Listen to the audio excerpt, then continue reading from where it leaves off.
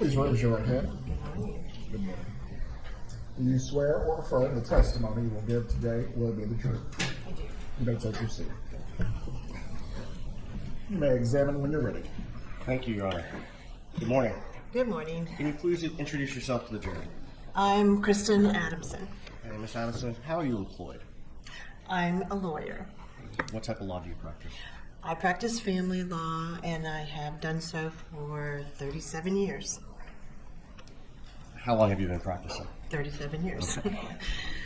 Are you board certified? Yes, I am board certified in marriage and family law by the Florida Supreme Court.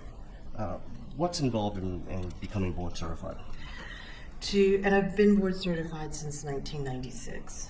I had to take a test on family law, and I had to pass a peer review by judges and my colleagues in the Florida Bar Family Law section. I have to recertify every 5 years, so I've had to also do that every 5 years. I'm coming up, I think 2026, I will be in my thing again, where I'll have to recertify. Have you received any other accolades or awards throughout your career for your work in family law? I was heavily involved in the Florida Bar Family Law section on the Executive Council for a long time.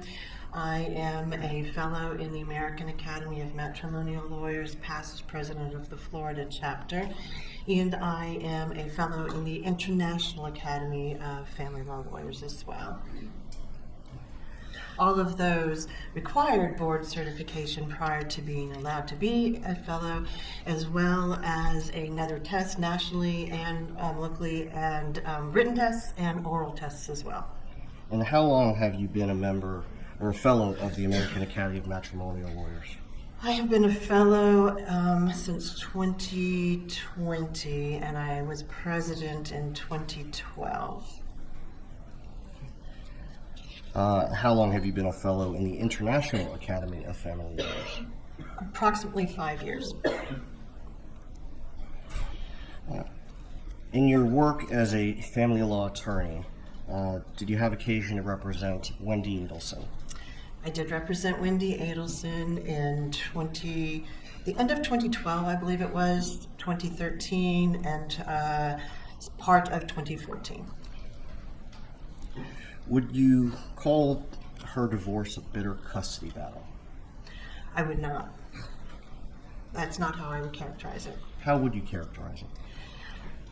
She had a relocation case where she desired to go to Miami. All relocation cases are a little bit more difficult than just regular custody cases because we almost always have to have a court determination on a relocation case because, unlike almost all other family law cases, relocation is a win-lose thing. Almost everything else in family law is sort of a split the baby. Relocation is not. So we did have to go to court on that, and that going to court always is a little bit harder, but in general, this was more or less after that a run-of-the-mill kind of parenting issue kind of case. Is it unusual to seek, in your practice, has it been unusual to seek relocation? No, not at all. I have two right now. Now, speaking to Tallahassee, why is it not unusual? Why is it not unusual? Yes. It's not unusual because it depends on why someone is here in Tallahassee. Tallahassee has a lot of students with the university. They may graduate with a degree, have children, expect to be able to move somewhere else after they graduate. One person wants to leave, the other person doesn't want to leave. The two cases I have right now that are not here in front of this court, so they're actually, one of them settled, but one of them, the mother received a potential job offer in North Carolina. The father lived here. She wanted to move to North Carolina. All of his family was here. Her family was not. She wanted to move somewhere else, so that was one. And another one that I have right now is a person wants to move to Pensacola. My client wants to move to Pensacola because her family is there, and the father does not want to because his job is here. So it's almost always about moving to be close to your family when a marriage dissolves. I mean, that even happened with my sister when she divorced in Florida. She moved to Atlanta to being close to my parents. It's a very common thing for people to want to move to be near their parents, no matter how old they are. Now, do you have parents who attend client meetings?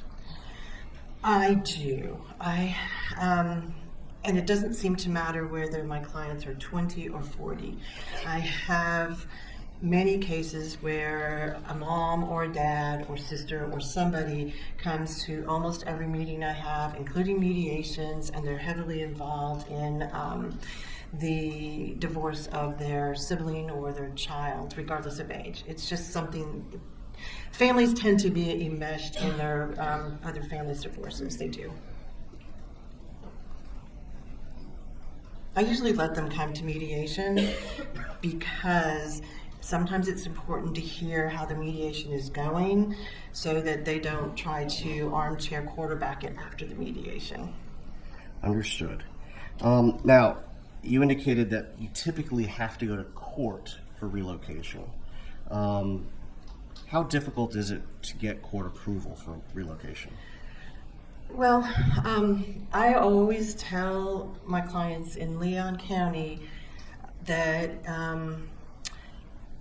even though, according to the statute, there's no presumption that someone should be able to leave or not leave, I do think that there's a presumption against relocation. And I always tell my clients that it's a very hard thing to obtain a relocation.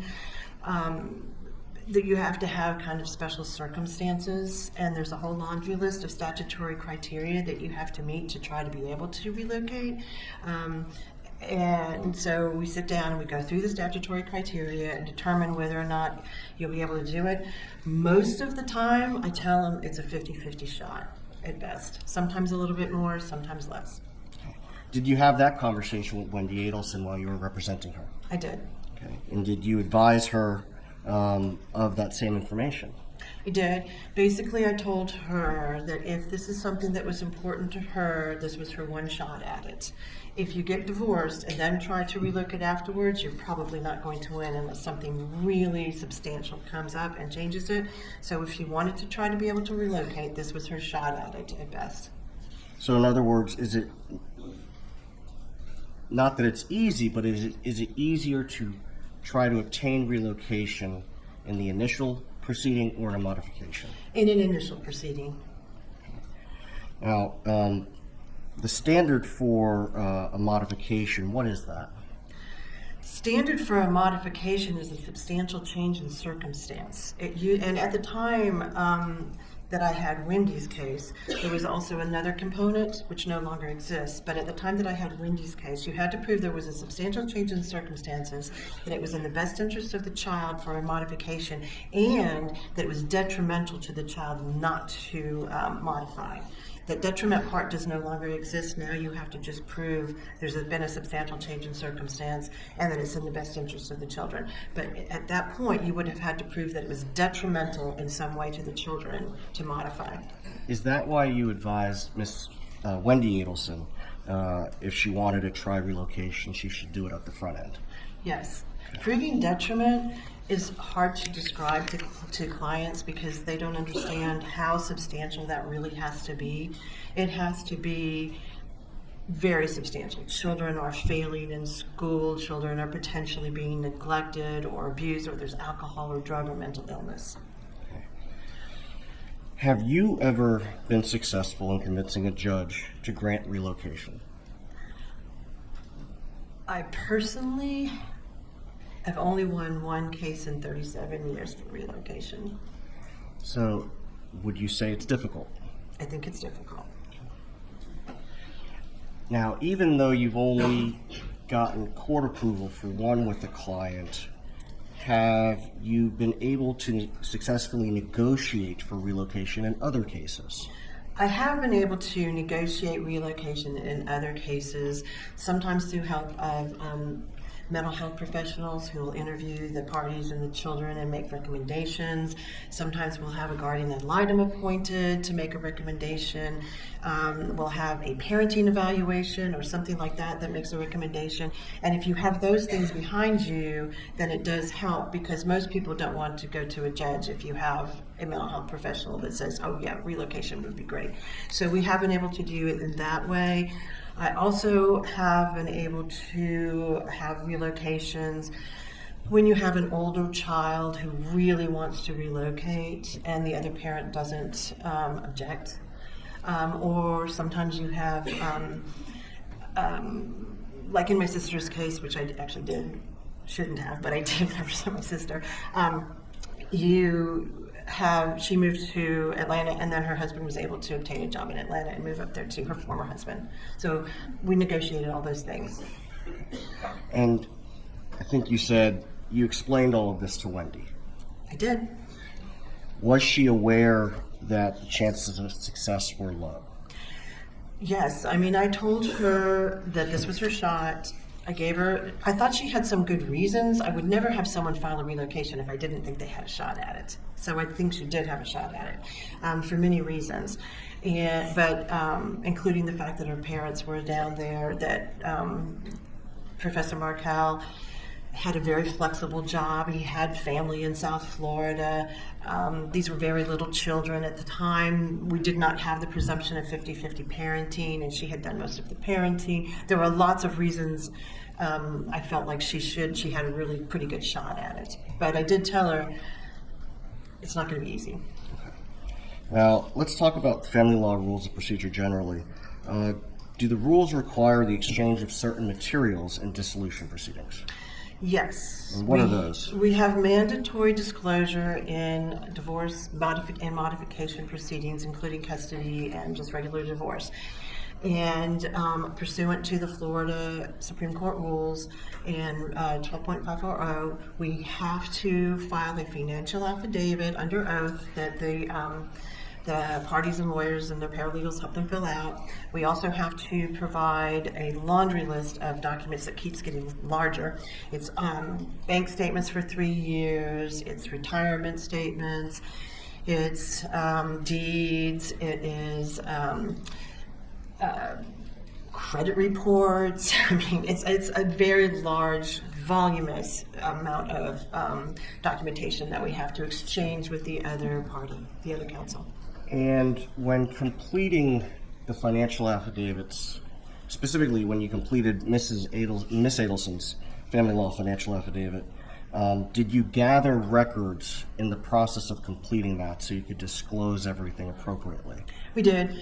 We gathered all those records and we exchanged them and gave them to opposing counsel. Sometimes what does happen is the other side has all the records. For example, tax returns, we have to exchange tax returns for 3 years. Sometimes the father or the husband might have all the tax returns, the wife might have all the tax returns, so you do rely sometimes for the other side to provide the documents that you should have. But Now, that does happen. Do you have to list all assets on the financial affidavit? Within reason, you do have to list your substantial assets. Sometimes I have people that want to list minutia assets, de minimis assets. We don't really do that. We try to keep it as global as possible. We don't list everybody's clothing or, but we list all the cars, generally speaking. But financial affidavits are also a work in progress. We can amend them. And that is part of what happens when you go through a dissolution. Sometimes more documents come to light. A lot of times when people are getting divorced, they're not always in their best mind, and they're not always working as well as you'd want them to. So it takes a lot of help to get a lot of these documents sometimes. So we amend financial affidavits. And I always tell them, don't worry, we'll amend before we go to court. If we have more documents that come up or we find out more information or you change jobs, we have to do that. What about non-marital assets? We generally list non-marital assets as separate if we have knowledge of them. Non-marital assets can be very clean, where you absolutely know something's non-marital, or they may not be, because what people don't always understand, it's an education process as you're educating your client as they're going through divorce. Simply because it's in your name alone does not mean it's non-marital. So it can be in your name alone and still be marital if you have obtained it during the marriage. However, sometimes it can be both, and we have to separate things out. I know with Wendy's case, that was one of the things that happened, is she had an asset that was potentially marital and non-marital because she owned some of it before the marriage, and then she had some of it, she contributed some of it after the marriage. So it's hard to determine how much initially, and we sometimes have to hire expert witnesses, financial witnesses, to come and help us determine what part of this is non-marital and what part is marital. Like, for example, if you have a retirement account and you've contributed to that retirement account before the marriage, everything you contributed before the marriage is yours. It's not marital. And whatever increase in value due to the market is also non-marital. So if you have $100,000 in a retirement account, you get married, that $100,000 theoretically, except for 2009, that $100,000 continues to grow, so you're entitled to the growth on it too as non-marital. So that's why sometimes it gets very complicated and we can't determine it initially when doing a financial affidavit, but we do try to determine it by the time we get to court at least. Now, I want to back up a little bit. What happened with Wendi Adelson's relocation? She did not win her relocation. Can you tell us what happened at that hearing? So we had a hearing on the relocation. We put on Wendi Adelson, and she testified about the reasons that she wanted to move. She did have a job offer in Miami. We put on the lawyer from the law firm that had offered her the job. He testified about what the job would be, how much more money she would be making, and the flexible hours, et cetera, et cetera. We put on all of that, and then at the end of our testimony, the judge asked to speak to counsel, which happens a lot, and she took counsel out. It was me and Professor Markel's lawyer, and she told us she understood why Ms. Adelson wanted to move, but she wasn't going to allow it because she didn't think she had met her burden of proving it was in the best interest of the children. During that hearing, or after the judge made those comments, did Wendi go out in the hallway to speak to her parents? Well, after she made those comments, I went to both Mr. Duggar and I went to our respective clients. We told our respective clients what the judge had said.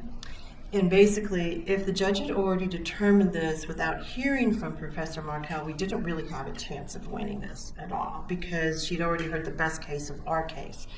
So I talked to Wendi about that, and then Wendi's parents were there, and I actually spoke to Wendi and her parents, and then she went and spoke to her parents again, I think, if I can remember. It was a long time ago, but I think she spoke to her parents outside of my presence as well. Did Wendi ultimately stipulate to the withdrawal or the denial of that petition with prejudice? So what happened at that point was we went back into court. The judge denied Professor Markel's motion to dismiss because he had filed a motion to dismiss our pleading. She found our pleading to be sufficient, so she entered an order denying his motion to dismiss.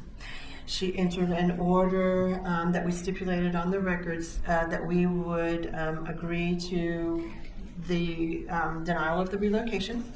And then she entered another order where we all stood there and worked through with the judge what the temporary visitation would be for the next summer and the next several months before we got to another agreement. And at this point in time, I believe it was approximately the third week of June of 2013?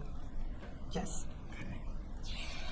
And what was Wendi's reaction? At that point in time, I think she was upset that she wasn't going to, and nobody wants to not win their case. She was upset. She was always calm during all of my meetings with her. She understood. She's a lawyer. She understood what I was telling her in terms of the legal ramifications. I think she was resigned to it. We did speak a few times after that because we had to get geared up for the next round of this. We had already gone to mediation before that, and we had not been able to agree at the mediation on the relocation. So we knew we had to go to another mediation. So I talked to her several times about the next mediation, which would be dealing with all the other parenting issues and the financial issues. So I did talk to her quite a bit after that, and she seemed resigned to it. Now, although the court denied the petition, would it have been possible for Wendi Adelson to offer Mr. Markel any financial incentive in order to convince him to change his mind?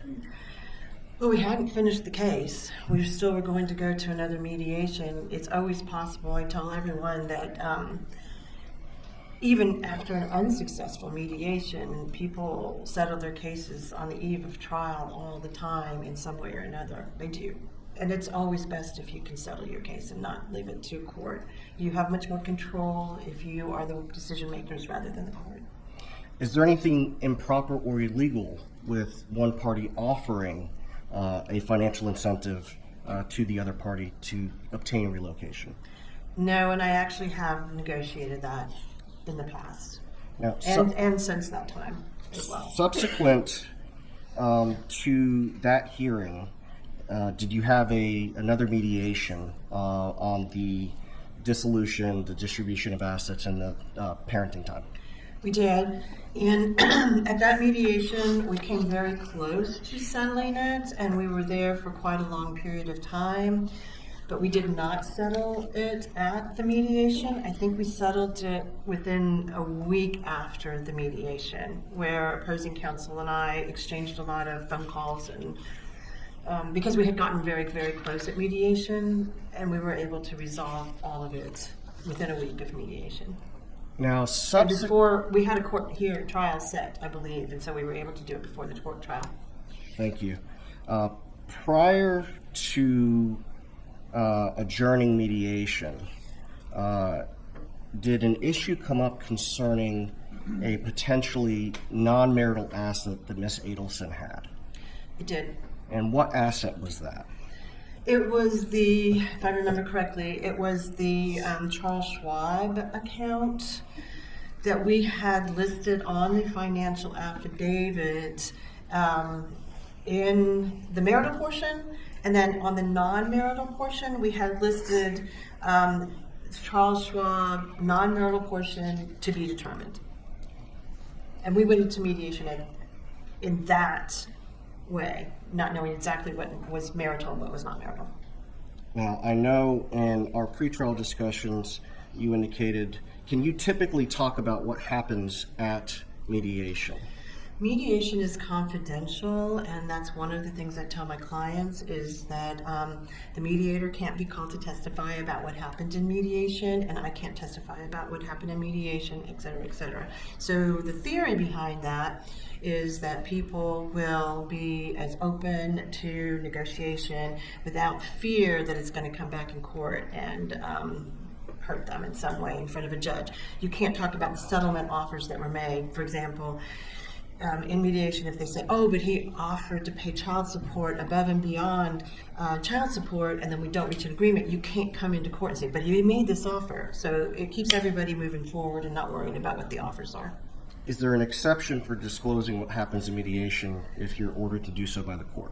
There is, and there's also an exception about what happens in mediation if the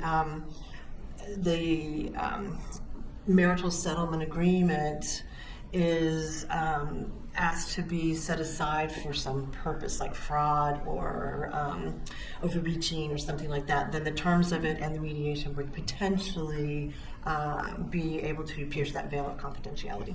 Well, for our purposes, in order to talk about what specifically happened concerning that asset in mediation, do you need the court to order that you disclose that information? I would certainly like the court to order that. I don't want to fall foul of any mediation rules. I can tell you that my client has waived the confidentiality.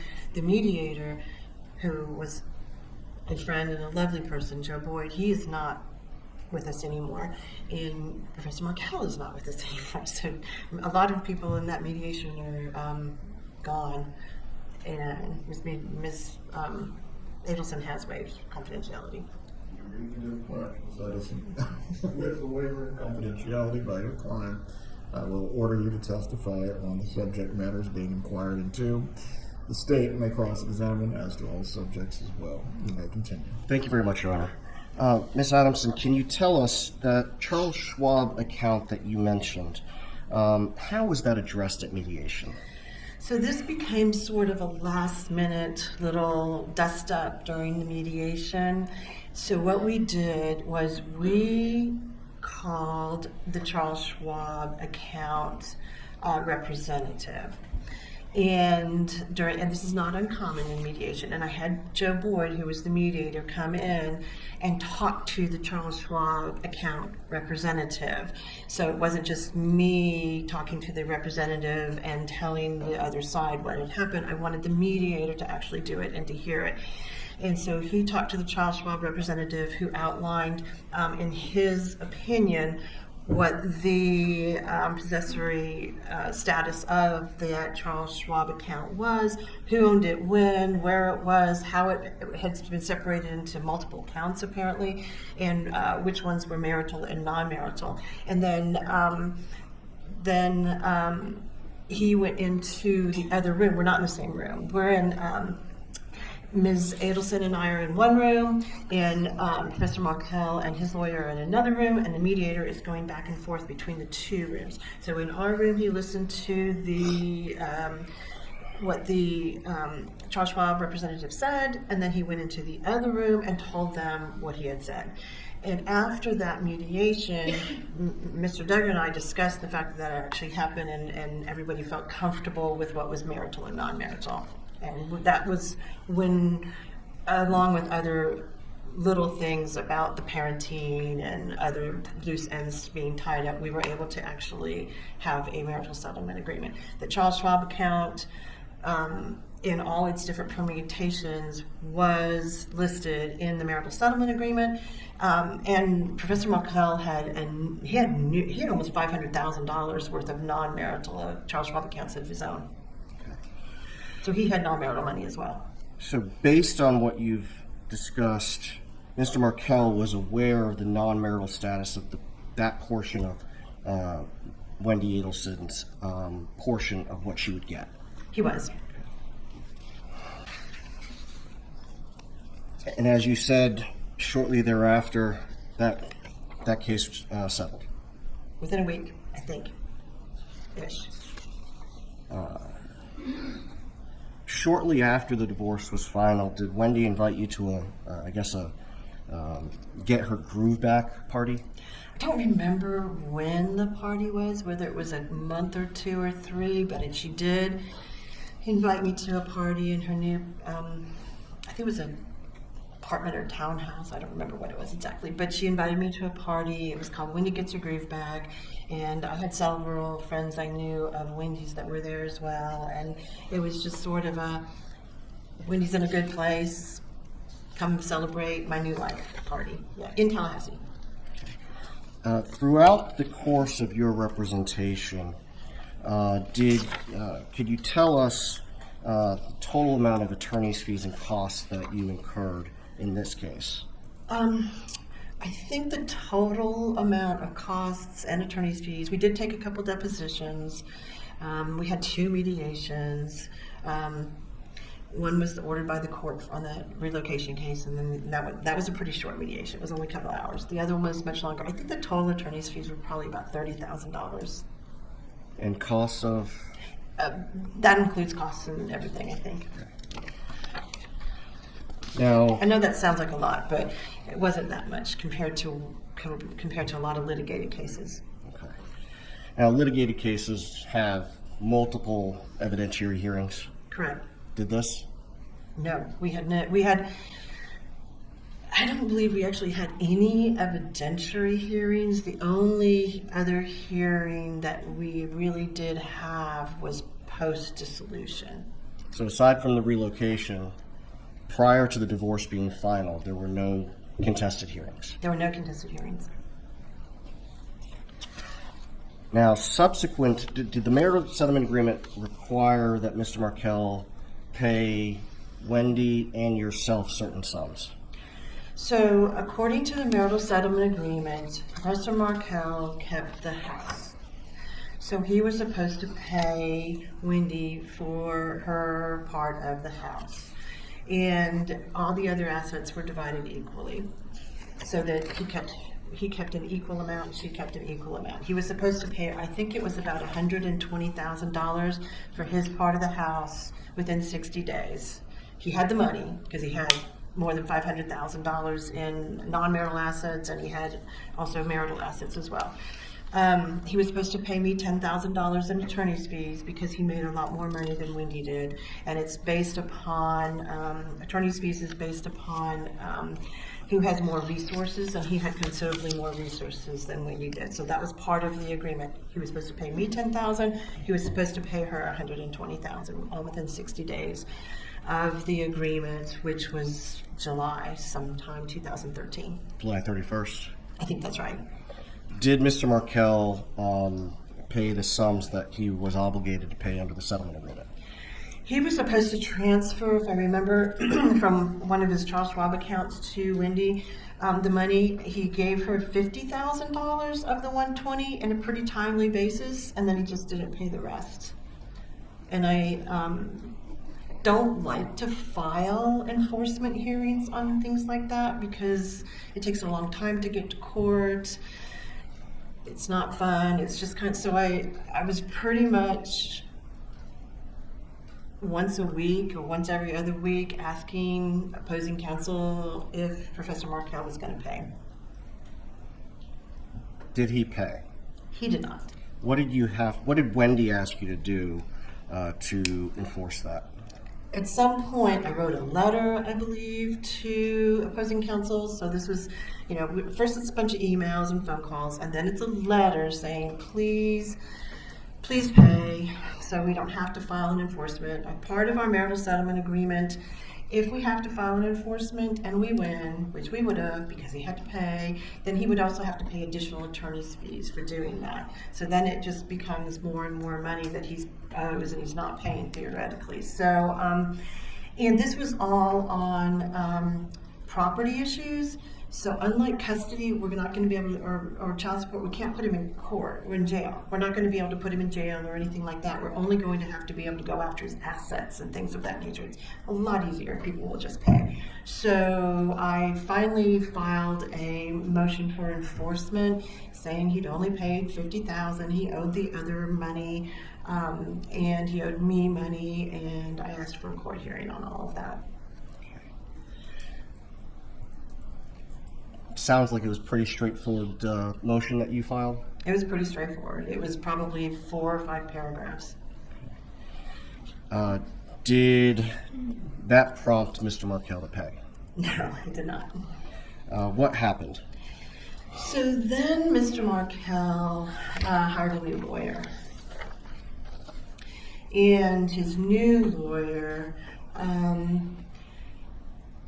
filed a responsive pleading to my motion, basically saying that he shouldn't have to pay because Ms. Adelson had breached the marital settlement agreement. How did he allege that she breached the settlement agreement? He filed multiple motions, but this first responses and motions, this first one, basically, if I remember correctly, was all about the money. And he said that he shouldn't have to pay because she had hidden the Charles Schwab money from him, and he used to have power of attorney, so he knew that she hid the money, which doesn't make sense because if he had power of attorney, he would know what the money was. So it didn't make sense to me. But anyway, that she had hidden that money and that she hadn't told him about several other of her retirement accounts, and therefore the marital settlement agreement was breached and he shouldn't have to pay her the money. So he filed a response, but did he seek to have the settlement agreement itself voided or set aside? He did not. So, and that is what I told Wendi at the time, is that is not a proper defense for not paying the money. Professor Markel, it was pretty obvious that he had actually written this pleading himself, and the lawyer just signed off on it. It had footnotes, which is not something litigation lawyers would do. It was voluminous, and it was very personal about what was going on, and Wendi and how I don't think at this point he alleged that, he might have alleged that she had committed fraud. But an appropriate pleading would have been for him to file a 12.540. I know it's kind of technical, but basically if you think that an agreement is reached and it is not in good faith, or there's assets that were not provided, then you must file within a year for a 12.540 to have the whole agreement set aside. You can't just say one good breach is another. And I filed a pleading basically saying that his motion should be dismissed because it was inappropriate. And you filed a motion to strike as a sham pleading? I did. I filed a motion saying this was an inappropriate pleading and it should be dismissed. Because it wasn't the correct way to go about doing what he wanted to do. And so I then tried to set hearings on those motions so that we could move this forward and everybody could get paid. In the process of doing this with his responses, did he file subsequently a pleading that further alleged fraud on Wendi's part? I think he filed at least one or two more pleadings that did that. And before we get to the final one, that, you advised Miss Adelson along the way of what you just told us about the unlikelihood of his success. I did not think he was going to be successful in his response because it was an inappropriate pleading and it should have been dismissed, which I believe it would have been dismissed. And you can't say, I'm not going to pay you because you breached this agreement by not giving me documents. That just, first of all, there's a lot of case law that says that if a case is heavily involved with mediations and lawyers and all these documents have been produced, you had your shot at it. So he was not going to be able to do that. Plus, I knew that he knew about these assets because we had that conversation at mediation, and I had several conversations with his lawyer afterwards, and the marital settlement agreement listed all these assets that he was claiming he had no knowledge of, and they were already listed on the marital settlement agreement. So it was not, in my opinion, a successful response, and I told Wendi that it wasn't, and not to worry about it. Now, there was a hearing in February of 2014. I think the records indicate that that Mr. Markel and his attorney were attempting to depose Ms. Adelson. So what happened was, I wanted to take his deposition so I could find out why he wasn't paying. And their response was to want to take her deposition, which I did not believe was appropriate because we were simply trying to enforce a marital settlement agreement, and there's nothing that would happen in terms of that marital settlement agreement that would require him to ask her any questions. So I did file a motion to protective order so that he would not take her deposition. We went to court on that issue in front of the same judge. And what happened at that hearing? At that hearing, which we did not have transcribed, which we usually do, but we didn't because it was pretty much a 15-minute hearing, the judge read all of the pleadings, and she said that she was very unhappy with Professor Markel's pleadings. She did not like them. She thought they were a poke in my client's eye, and they were not appropriate, and she never wanted to see pleadings like this in front of her again, but she was going to allow the deposition. With some limits? With limits, yes. Okay. I don't remember exactly all the limits, but they could only be about certain things. Now, subsequent to that, did Mr. Markel file an additional pleading concerning complaints that he had about right of first refusal, parenting time, and things of that nature? So that's the first time, and this is actually almost a year after the divorce, and we're done with the whole divorce. That's the first time that he brought up any parenting issues. And it was a series of issues that he had now about the parenting, and it was that that Wendi wasn't allowing him to FaceTime with his children as much as he wanted to. That they weren't allowed to go to be present at the same birthday parties. That if there was a birthday party that he was at, she wouldn't come. Things like that, and that she wasn't. I think there was a right of first refusal, and that she was letting her mom watch the kids, and he didn't like her mom watching the kids, and I think he alleged that her mom was saying bad things to the kids, potentially about him. I think that was the first time. He also, I think it was that pleading where he went on a little bit more about Wendi and how she should probably be disbarred from the practice of law, and that I should be disbarred from the practice of law. I think it was that one. As he's filing these things, are you still trying to set a hearing, or set the depositions and set hearing on your enforcement motion? I've still been trying to do that. There were a number of hearings that got canceled. Some of them I think were because of the court needed to move things. Some of them because I was trying to work this out. Still, I'm always trying to work out a case and not go to court if I can. So we were trying to work it out, but he wasn't paying, and I was trying to set hearings on all of this so we could get the money and we could get his motions dismissed because they were frivolous. Okay. Now, the one motion concerning my client, Mrs. Adelson, he referenced parental alienation. Have you dealt with parental alienation in your practice before? I have. And what is that? Well, it's not actually a recognized legal term, and it's not actually a recognized mental health term by the mental health professionals, but it does happen. I mean, we all know that there are parents who do alienate their children against their spouse by saying really terrible things or trying to put up roadblocks to parentings. And I've had cases that were pretty serious in the past where little children, it doesn't usually impact teenagers. By the time they're teenagers, they've already they want to do their teenage thing. It really truly impacts not children this young either. It's usually like 7 to 9-year-olds that we deal with when we have parental alienation, where they've completely aligned with one parent inappropriately, and not because the other parent is doing something like abusing them or something like that. It's because the other parent truly is putting up these roadblocks. They do use those terms. I've seen it. Okay.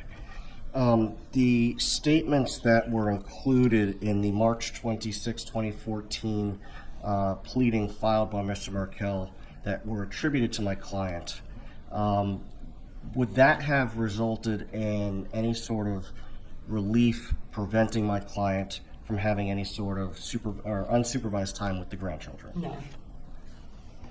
That's not possible. And I told Wendi that. Okay. Now, as Professor Markel continued filing things, did you realize that you were going to have to become a witness? So I can't remember how many pleadings he filed on that regard. It may have been 3. And it was the last one that he filed. I believe it was in May, I believe, where he said that where he became very personal to me, which occasionally happens. It doesn't usually happen with professional people, so I was surprised. But he became very personal towards me and said that I had committed fraud and that I should be disbarred based upon what had happened. At that point in time, I knew that I was going to actually have to be a witness now in this case. And as a witness, you can't be a witness and a lawyer representing your client. So I knew that I had to withdraw. So I withdrew so that I could testify in the case that was going to come up. And I sought a new counsel for Ms. Adelson at that point. Did that result in the hearing that had, now, let me back up, had you been able prior to withdrawing to schedule the hearing on your enforcement motion as well as Mr. Markel's motions? I had it scheduled. It was scheduled, but then I had to withdraw because he filed that pleading after it was scheduled. So I had to withdraw, and I called Jimmy Jenkins and asked him if he could please represent Ms. Adelson. He said yes, but he needed more time to get up to speed on that case, so the hearing had to be moved. Okay. And around this time, were you aware that Mr. Markel had to change counsel again as well? I did not know that. Were you aware that as Mr. Markel is filing these pleadings, including the one in March, that he continued to ask my client to watch the children during his time sharing? I don't know what they were. I don't know anything about their correspondence. I really only dealt with Wendi. And on that note, we discussed earlier that it's not unusual for parents or family to be involved in meetings. Was my client, Donna Adelson, involved in any of the meetings that you had with Wendi Adelson during her initial dissolution proceeding or any of the enforcement proceedings after the fact? She was not involved in any. I never spoke to her except for the one hearing on relocation that she and her husband came to.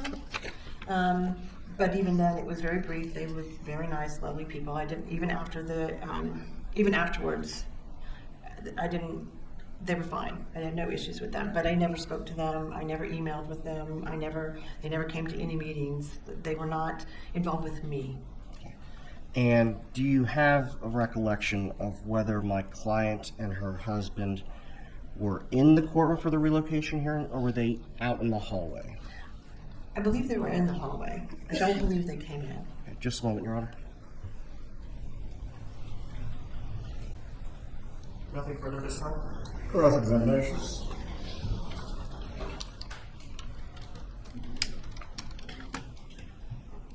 Morning. Good morning. So you said you weren't aware of Donna Adelson's involvement. She was not involved with me. Okay. So no. Did you know that she was drafting Wendy's filings and having Wendi copy and paste them to send to you? She couldn't have drafted any of the filings because I drafted the filings. What she would like to be put in the filings, how about that? I'm not aware of any of that, no. Okay. Do you know that she was drafting things for Wendi to put in her filings in Wendi's voice? Not that I'm aware of. Okay. Did Wendi, though, give you input on things maybe to put in filings or things that she would like said on her behalf? Not a lot. I talked to Wendi on a pretty regular basis when I was filing something on the phone or by email.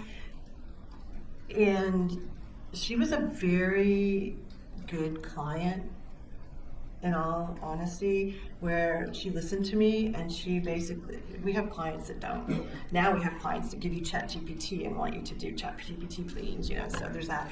She wasn't that client. She would say something like, well, and my pleadings were very short. I mean, my pleadings were very, very short. They were to the point and like, no, dismiss this, that's not true. There wasn't a lot more going on in most of them. So you wouldn't have knowledge of Wendi sending pleadings to her mom and saying, let's edit this? No, because I wouldn't have edited it based on that anyway. Okay. I mean, maybe they did, but I didn't do it. All right. And I never heard about it. Okay. So this would have been between Donna and Wendi. If that had happened, yeah. You mentioned that, of course, she had a shot with relocation, but given the situation in this case being that the kids were raised in Tallahassee, the parents' jobs with FSU, you were not personally surprised when the relocation was denied. I'm never surprised when a relocation is denied. Because it's hard to prove detriment at that Well, time. I'm always hopeful, you know, but Right. and I thought she had a good shot, or I wouldn't have let her do it. I mean, I'm not going to file a frivolous motion, and I thought she had a good shot for a number of reasons. Regardless, though, of what you think, do you ever have clients or family members of clients who have unrealistic expectations of what the courts will allow or what you can do for them? Yes, Okay, even given your best guidance. yes. Okay, that's not an uncommon thing. No, that's why parents are often involved in these cases and come to talk to me about what they think I should be doing. Yes, I get that a lot. Right, and at that relocation hearing were Donna and Harvey Adelson possible witnesses? You know, I've been trying to think about that. I think that that's probably why I had them sit outside, is because Right. they could potentially be witnesses and invoking the rule. However, I think we had come to either the close of our case. But you wouldn't know that until Right. you were done calling Correct. witnesses. So that's right. Yeah. Okay, so that's why they were in the hallway. That's why most they were in the likely. hallway, yeah. Okay, not because they didn't care or they weren't involved. Oh no, they were very nice. I mean, I met them. They were there when I got there in the morning. They introduced themselves. They were very nice. We did our thing. Came back and told them afterwards. Nobody yelled or screamed or cried or did any carrying on, which sometimes happens. So no, it was all very appropriate. Okay. Do you sometimes have clients or family members of clients who take the news harder than you do when they lose something in court? I don't like to lose either. So there's that. I don't like it. That's why I don't like to go to court if I think I'm going to lose. That's why I want to settle things. But sometimes they take it really hard, especially family if they're not there. They do. Okay. And you said Wendi was upset when she was denied the relocation, but she was calm. Oh, let me also ask you this. Wendi Adelson stipulated to the denial of the relocation after you found out behind the scenes from the judge that it was going to be denied. Correct. Okay. And she was upset about it, but calm. Yes. She's not screaming.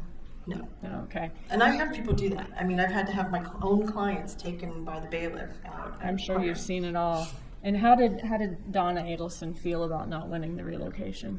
I don't know how she felt. I can only tell you that I came out, I talked to Wendi, and then briefly, as far as I remember, because I mean it was 13 years ago, I think I talked to all of them and kind of told them what happened, what was going on. And, you know, I didn't agree with the judge, but this is the judge, and I get to make the decisions. And I think that Wendi went and talked to her parents without me, and then came back and said, okay, we're good. We can go into court and we can stipulate. Okay. Which is what I had suggested. So if there are emails of Donna Adelson being upset about and very disappointed and about it being denied or unhappy with your representation for some reason, that's not something she's telling you to your face. No. Okay. You talked about Dan Markel not paying what he was supposed to pay according to the settlement agreement. In Dan Markel's court filings, did he give, and I know you don't agree with those reasons, but did he give his reasons for not paying? He gave his reasons. Yes. Okay. And that included the fact of that he was accusing Wendi of non-compliance. That's true. Okay. Eventually, did you seek to have Dan Markel held in contempt of court? I did. It was part of my motion was to have him held in contempt of court and enforced it. That's not the kind of contempt where I can throw him in jail. Yeah, what does that mean, contempt of court? Can you explain that? So in a child support hearing or an alimony support hearing, if someone doesn't pay their child support or their alimony, we can have someone held in contempt of court and put in jail if we can prove they had the ability to pay, but they're just not paying, and then the court can put them in jail until they pay the amount they're supposed to pay, okay, because they have it. If it's a property issue, we can't really have him held in contempt of court because it's a property issue. And that was part of why Dan's pleadings didn't make a lot of sense, because he was mixing up property and child issues, and you can't do that. It's strictly property or it's kid issues. In a property issue, it would be a multi-step thing to have him held in contempt of court. He would basically, the judge would have to find that he was not paying, he's willfully not paying, and then... Could I ask you a different question? Okay. Sorry. But even in a property situation, the court could put him in jail ultimately, but it would be multiple steps I would have to go through. It wouldn't be just one step. It would be difficult. What ultimately is the consequence of that is my question. So ultimately, the ultimate consequence is we would probably get a final judgment against him for the amount that was owed. Like a lien. And a lien against, and we would get a lien against the house, and we would, and I have to do this often, I would send them to a debt collector attorney who would then have to file another suit to be able to collect that money, and then they would probably be able to go into his assets and get the assets. So it's a multiple stage process, which is why I just wanted him to pay the money and not make me do this. So if it was successful, probably a lien, worst case scenario, he could go to jail. And then him being an attorney, though, could he lose his bar license, possibly? If he's held in contempt of court? Or at least be in trouble with the bar? He could. I've had lawyers held in contempt of court over these issues before. I haven't had one lose their license yet. Okay. But they could. It is a possibility. Did you inform Wendi Adelson that you were seeking to have him held in contempt? Yeah, I'm pretty sure I probably did. Because it's kind of a generalized form. It's a motion for contempt and enforcement. Okay. And then at some point, did he allege that Wendi Adelson should be held in contempt? I don't know if contempt, I can't remember if he actually said she should be held in contempt legally the way that I was using it. I think his pleadings were much more, Wendi should be disbarred. Okay. I mean, that's what he specifically said. Right. That she was committing fraud and she should be disbarred. Would you describe this divorce as contentious? I wouldn't describe the divorce as particularly contentious at all compared to most of the divorces I had. I mean, we settled it. I don't settle a lot of my cases where we actually go to week-long trials over things of that nature. I think it was like any divorce where there were ups and downs of moments where it was contentious and not fun, but for the most part, we kind of settled it. We settled it after mediation, and it wasn't a problem. I do think that this whole issue of the enforcement got a little contentious. I really didn't understand it because he paid the first $50,000 fine, and then all of a sudden he decided not to pay the rest, and I didn't really get it and know why he was doing that, because the parenting stuff didn't come up for like several months afterwards. So none of what he was doing made sense. I think he just got upset with Wendi or something. I don't know what it was. Okay, thank you for that information. It wasn't contentious, but you did say that his motions were very personal. His pleadings were very personal. That's where I think it became contentious, is when he did that. Was that personal attacks on both Wendi Adelson and you? Correct. And he was alleging that Wendi Adelson committed fraud, right? Yes. He's alleging you committed I fraud. did. It got so bad that you had to get off the case so that you could be a witness on Wendi Adelson's behalf, right? Correct. That's happened before, though. I mean, I've had that happen before. And he alleged Wendi should be disbarred, you said. Correct. And he's having issues with Wendy's mom, Donna Adelson, even being able to watch the kids, is what you said in one pleading. One of the pleadings said something about the right of first refusal that he had, and she shouldn't be allowed to have the kids unsupervised, I think, during right of first refusal, because she was saying things about him to the kids, he thought. And did the litigation between Dan Markel and Wendi Adelson continue even after you got off the case? Once I got off the case, it was the end of June, and I think that he was gone within a few weeks after that. So you were supposed to be a witness on Wendi Adelson's behalf, right? Correct. Were you ever able to have that hearing? No, Why not? because I got a call from Jimmy Jenkins when I was in Tampa at something that he was done. It's pretty shocking. Does that happen very often in your divorces?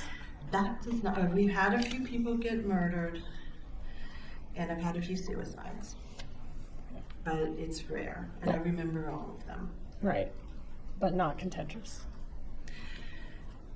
Sometimes I don't know with the suicides. I don't know. That's all. Thank you. For the record, examination. Briefly, Your Honor.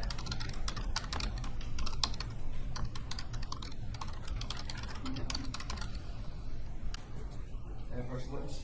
You may. Ms. Adamson, I'm going to approach and show you. I'm sorry.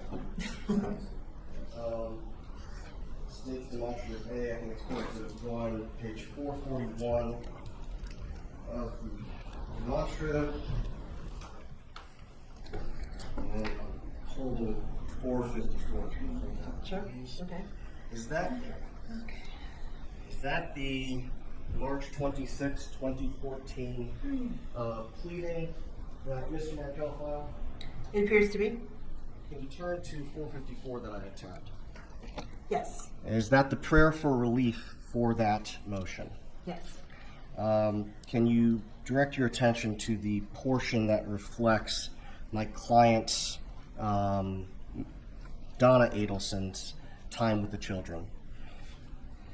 Does that reflect that Mr. Markel was asking that my client's unsupervised time with the children not interfere with his right of first refusal?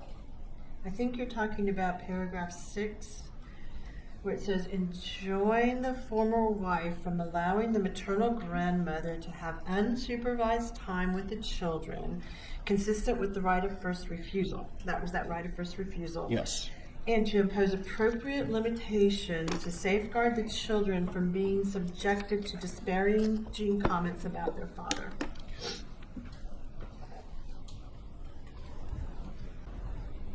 Ms. Adamson, did you testify that the divorce was not contentious, but some of his pleadings post-divorce were contentious? I think that's accurate. Okay. And that his pleadings were personal. He essentially he attacked both Wendi Adelson and yourself. Correct. Is that what caused you to withdraw? I'm very used to personal attacks. I've had a lot of personal attacks.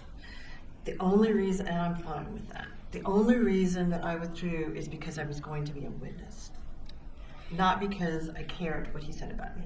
Had Mr. Markel not included in his pleadings these attacks, would that hearing have gone forward in May of 2014? If he had not included personal attacks against me that I would have had to testify about, then I would have continued with the hearing. Now, I want to go back to relocation. After the relocation hearing, my client, Donna Adelson, appeared to accept the court's ruling. To you. As far as I know. You don't know what she said privately, do you? I do not. Concerning Wendi Adelson's involvement in drafting of pleadings, I understood your testimony on cross to be that you'll take input from clients, but ultimately you're the one who is drafting the pleadings. I take responsibility for my pleadings, and I've never filed a pleading based upon what a client told me I have to do. I will take input because I don't know all the facts. Sometimes I need more facts from them so that I can do it, but I'm ultimately responsible. My name's on those pleadings. And so you're not going to cut and paste from what a client sends you? Well, sometimes if they send me really good facts, I'll sort of go, oh, these are good facts, and then I'll take the facts and I'll put them in, but not legal arguments or anything like that, no. So if you took facts that were provided to you by Wendi Adelson and put those in the factual statements or arguments concerning pleadings or memoranda, the law is still your own writing. The law is, and I don't really think Wendi, I don't remember that Wendi had much input into any of it, honestly. She wasn't that client. I have clients that are those clients, and she was not that client. I get a lot of ChatGPT now, a lot, telling me what I should be filing. I don't think you're the only one there, ma'am.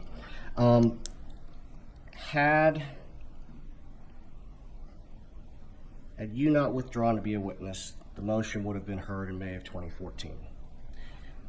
May or June, whenever it was set. I don't remember exactly when it was set. Whatever the docket says for whenever it was set. Yeah. So if the docket reflects, I think it was May 15th of 2014, the hearing would have gone forward. Correct. The judge would have been able to make a decision on all the pending issues. I believe that's the case. Nothing further? Will this witness be recalled? We'll retain her, but she's free to go out for business. Thank you. You may step down.